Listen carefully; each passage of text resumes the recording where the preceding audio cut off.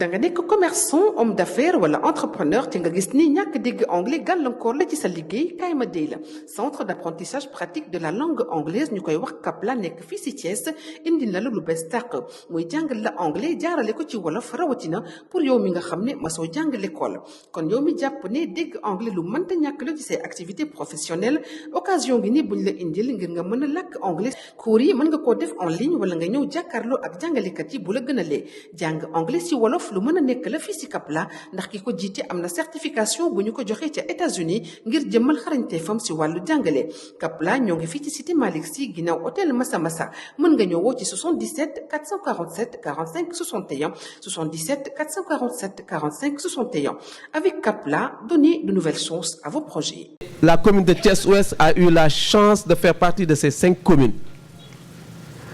Depuis 2022, ce programme nous a permis de suivre des formations au niveau de la mairie pour le personnel municipal, des formations pour la population de Thiès-Ouest à travers les 75 jeunes et femmes qui ont été amenés à l'ISEP de Thiès pour suivre des formations pratiques. Et au sortir de ces formations, je pense que vous l'avez bien suivi, le maire de la commune de Thiès-Ouest a donné des attestations aux récipiendaires à la mairie. Et on ne s'est pas limité là-bas. Avec le partenaire italien, à travers toujours le réseau au travail,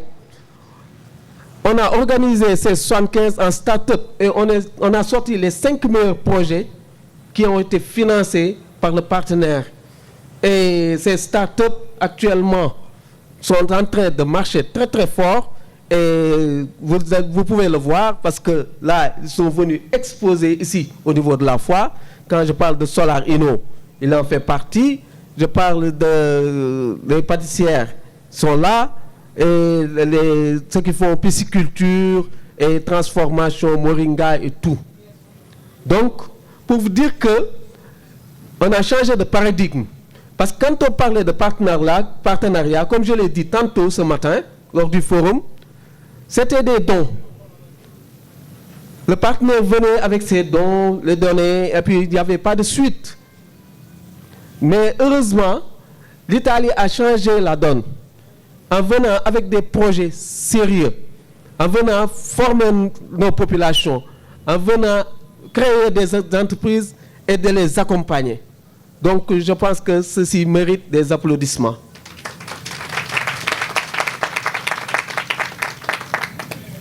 La commune de Thiès-Ouest, dans un souci vraiment de produire un bureau de qualité, qui est le bureau d'orientation locale pour l'emploi, à l'entame a créé un cadre de concertation qui regroupe les multi-acteurs de développement ici à Thiès et ceux qui travaillent au niveau des structures étatiques dédiées à l'emploi.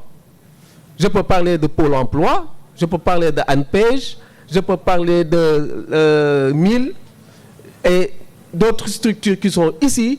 3FPT et autres, qui sont dans le cadre de concertation créé par le maire de la commune de Thiès-Ouest par arrêté et qui travaillent pour tracer des chemins, vraiment un programme pour mettre sur pied ce bureau d'orientation locale qui a eu à démarrer ses activités cette année 2024 et qui est en train de faire des résultats à travers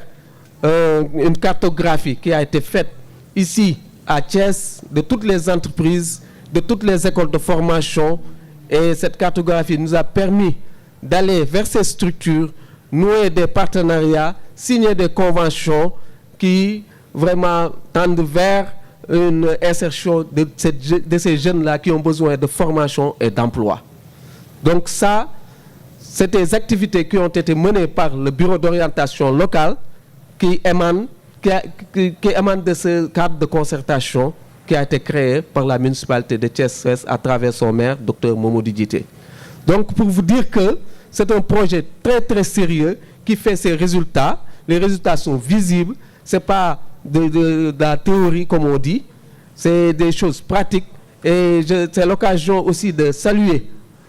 toutes les entreprises partenaires qui sont ici présentes au niveau de la foire et d'autres qui ne sont pas ici pour l'instant.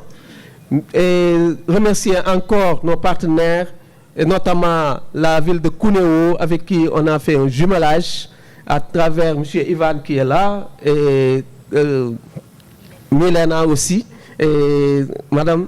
Paolo. Voilà. Donc, remercier encore toute l'assistance. Je m'en limite là pour le moment, et en attendant de laisser le maire de la commune de Thiès-Ouest venir pour un discours vraiment éloquent. Merci. Bonjour, monsieur le maire. Nous sommes Elena mi représenté Elvia fi ak sen délégation bi ngeen andal ñu ngi leen di nuyu yeen ñep man nak je parle au nom des startups financées par l'Elvia ñun ñep ñu taxaw ñi dañoo bénéficier wu ci projet bi nga xamné mom noy formation 75 personnes yi ñu doon def en partenariat avec l'Elvia. Monsieur le maire nous a donné l'opportunité de bénéficier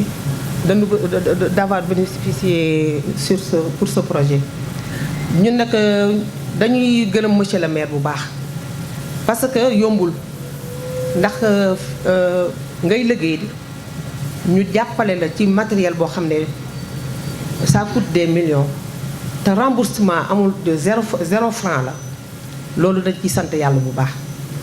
parce que kuy liggéey ku lay jàppale nga bëgg man maa ciy mag ma yore Moringa ak ay jeunes rek laay ñeent ñëpp ay jeunes lañu ñuy ay jeunes yoo xam ne dañ toll ci seen buntu àddina war a créer emploi donc ñooñu ku leen jàppale nga sa gox te monsieur le maire yow dañ lay sant bu baax ndax projet bi mu ñëwee moo nga tëdd nelaw bi mooy nga bañ ko fulaal mais danga ci taxaw avec Elvia ba projet bi mu am réussite ñun ñëpp ñu bénéficier wu ci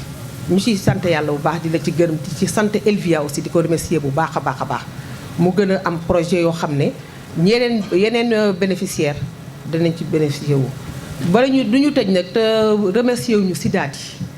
macha allah Sidaati moom yàlla daf ko boole ak ñun ñu jël projet bi teg ko ci loxoom amuñu ci dara lu ñu naqadi parce que projet bi def nañu 15 jours de formation à l'ISEP de Thiès ba ñu koy def suñu transport suñu restauration amul dara loo xam ne suñu matière première yi nga xam ne moom lañ doon liggéeyee amul dara lu ci taxaw te bu fekkoon dañuy def formation te formation bi matière première bi sooxee bonne formation bi duñ ci am benn réussite mais macha allah suñu matière première amul dara loo xam ne tardé na ci du dara luñ fa soxla woon rek te jotuñu ko ci saasi ba ñuy demee dinañ fekk lépp nekk sur place ñu ciy remercier ñëpp monsieur le maire ñu lay ñaanal yàlla na yàlla defal la jàmm ci sa ndam ci sa mairie bi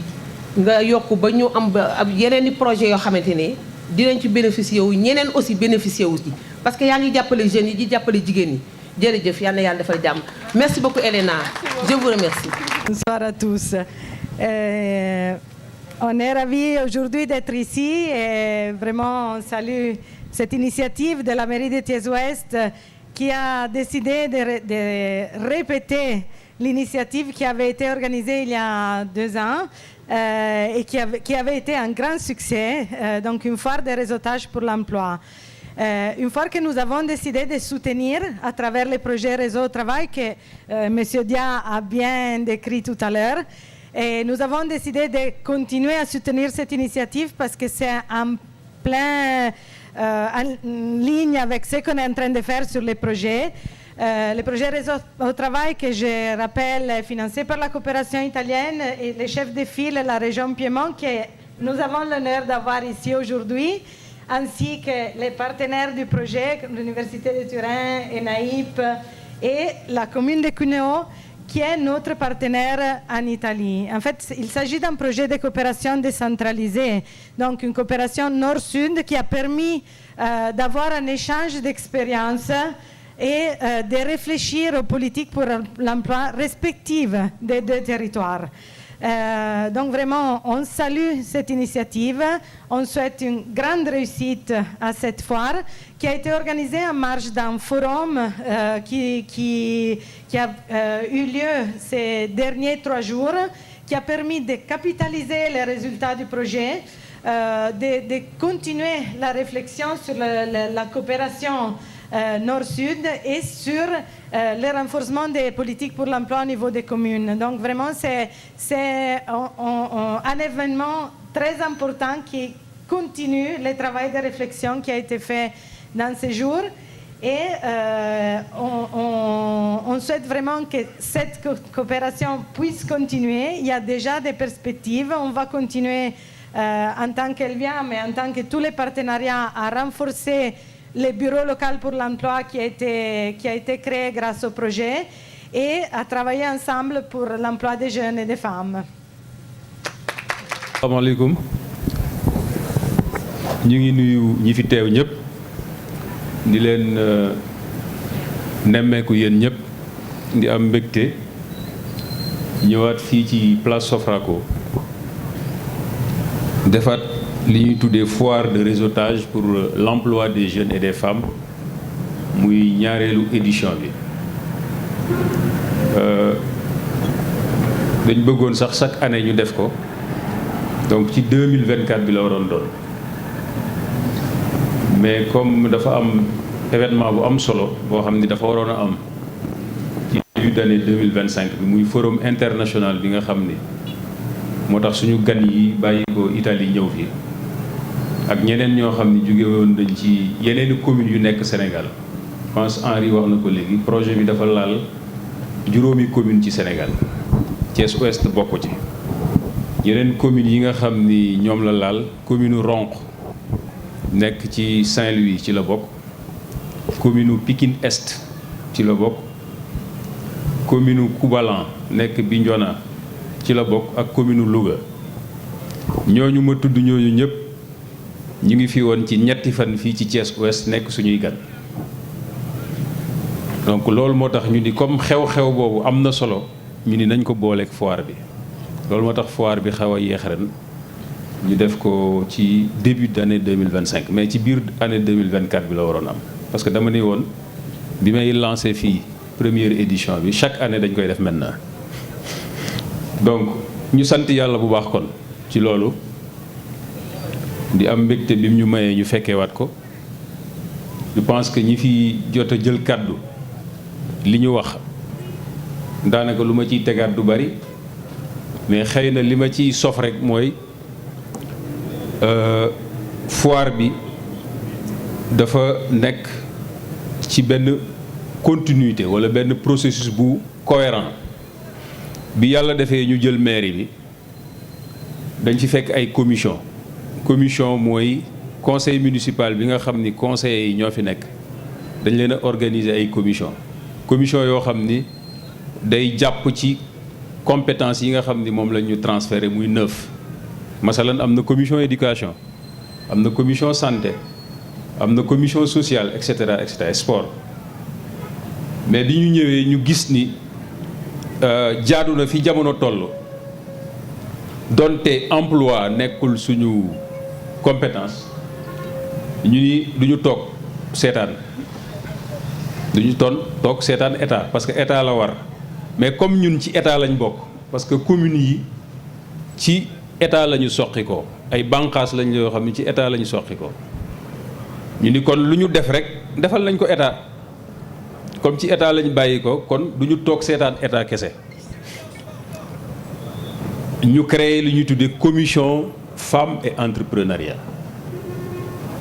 loolu suñu initiative personnelle la l'équipe municipale bi ñu dirigé ñun à travers cette commission yitte bi ak yéene bi moo doon dugal suñu loxo ci wàllu liggéeyu ndaw ñi ak surtout jigéen ñi parce que ni ma koy faral di waxee jigéen ñi yàlla daf leen may ci wàllu yaxantu wàllu liggéey wàllu entrepreneuriat yàlla daf leen ci may xam-xam yàlla may leen ci xereñ ñu ni nañ leen organiser wutal leen commission donc foofu la xalaat bi jógee bañ ko tegee sur pied ma ni ki diriger woon commission bi defal ma le tour de la commune fépp fu fi association de femmes et jeunes nekk am këyit ñu recenser leen def leen ci base de données am leen dans notre liste au niveau de la commune.